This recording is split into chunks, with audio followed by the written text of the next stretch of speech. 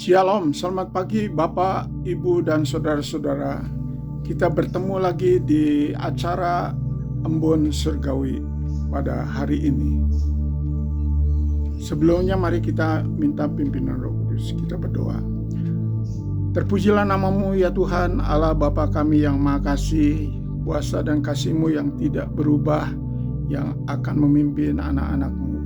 Saat ini juga hamba-Mu mohon pimpinan Tuhan, baik Bapak, Ibu, dan saudara-saudara yang sempat mendengarkan firman dalam renungan Embun Surgawi ini Tuhan, supaya menjadi berkat dan juga siap menyalurkan berkat, siap untuk membagikan kesaksian, menguatkan orang-orang yang lemah, yang perlu dihibur dan juga perlu ditegur supaya bisa berjalan sesuai dengan kehendak Tuhan.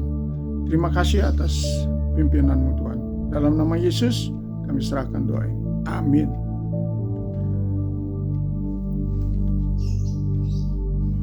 Renungan hari ini judulnya adalah hamba. Diambil dari Filipi pasal 2 ayat 5 sampai yang ke-9.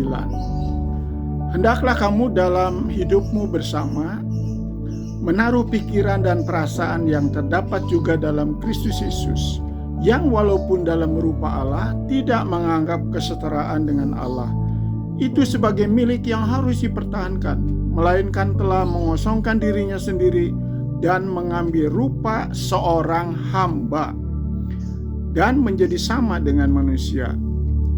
Dan dalam keadaan sebagai manusia ia telah merendahkan dirinya dan taat sampai mati, bahkan sampai mati di kayu salib.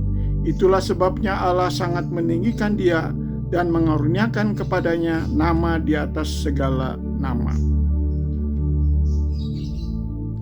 supaya dalam nama Yesus bertekuk lutut segala yang ada di langit dan yang ada di atas bumi dan yang ada di bawah bumi.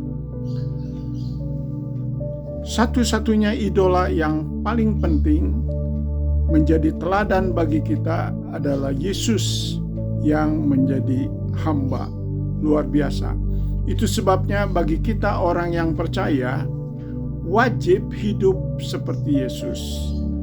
Wahai yes, wajib hidup seperti Yesus. Bisa didapat di dalam 1 Yohanes pasal 2 ayat yang ke-6. Jadi kalau kita wajib seperti Yesus, kita harus belajar menjadi hamba. Yesus sendiri menjadi teladan bagi kita. Ia rela mencuci kaki muridnya. Ia rela dihina, dicaci maki, dan sampai dia disalibkan. Mungkin ada yang berkata, wah itu Yesus bisa. Tapi bagaimana kita yang penuh dengan kesalahan yang terbatas ini? Ternyata banyak contohnya yang mengagumkan. Mereka bisa melakukan sebagai hamba-hamba yang berkenan, yang setia kepada Tuhan. Contohnya di hari Natal, saya sangat kagum kepada Ibu Maria. Karena dalam Lukas 1 ayat 38 bahwa akulah seorang hamba, maka jadilah sesuai dengan perkataan perintah dari Tuhan. Demikian juga kita dipermalukan. Murid-murid Yesus yang begitu banyak belajar melihat mujizat-mujizat, tetapi imannya tidak mendapat pujian dari Tuhan Yesus. Sedangkan seorang perwira yang anak buahnya sakit, lalu ia memanggil Tuhan Yesus, tetapi ia berkata bahwa karena aku juga ada atasan sebagai bawahan, maka saya harus taat perintah atasan. Demikian juga saya percaya bahwa hanya satu kata dari Yesus, maka anak buah saya sembuh. Itu iman yang luar biasa, mendapat pujian. Kita perlu mengejar pujian dari Tuhan Yesus. Kalau ingin mendapatkan, maka kita perlu menjadi hamba. Dan Tuhan Yesus menjadi Tuhan dan menjadi atasan kita. Juga di dalam Galatia 1 ayat yang ke-10 bahwa hamba yang asli sejati yang berkenan bukan yang menyenangkan manusia, bukan hanya untuk manusia, tetapi yang menyenangkan hati Tuhan. Demikian juga di dalam surat Paulus kepada Timotius, seorang hamba yaitu yang ramah, yang sabar dalam menuntun orang-orang yang jauh dari Tuhan supaya mereka bisa kembali kepada Tuhan dan bertobat.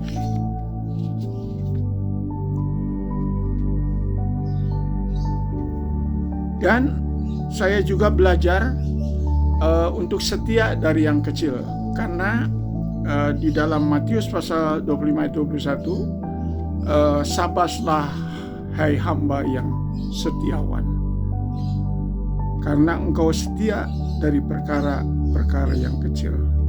Jadi saya rindu untuk dipercaya perkara-perkara yang besar. Itu sebabnya setia dari yang kecil. Dan sudah dapat dirasakan ada banyak perkara-perkara yang besar yang Tuhan berikan kepada saya.